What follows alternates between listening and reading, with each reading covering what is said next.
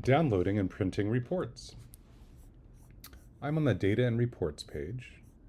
I'm going to click on Download Report. There are different reports that you can download, and you just click or unclick different items to determine what you would like to actually see. If you just want to see one person's assessment, so if I want to look at the March 5th, 2025 assessment, I'm going to click on Detailed, and I'm going to print it, and it's going to generate a report. This will take a moment to do.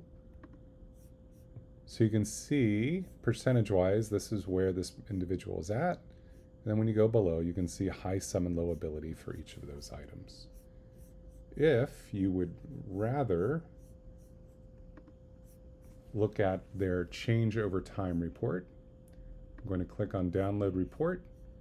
I'm going to go with details from that first assessment.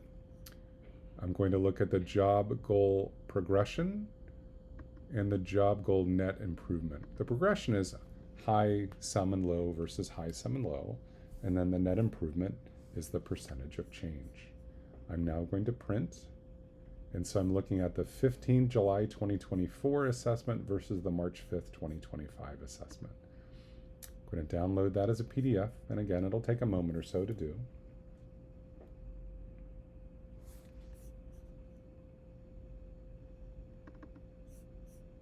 So you can see this is 11 pages, July 2024 versus March 2025. And you can see the improvement that they've made with the greens, yellows, oranges, and reds. So now they have a lot more green, some yellow, but a lot fewer of reds.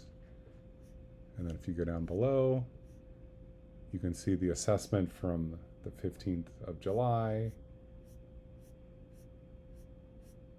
versus the assessment the 5th of March. And then below, you can see the changes there and the percentage each time. So that's how we download and print assessments.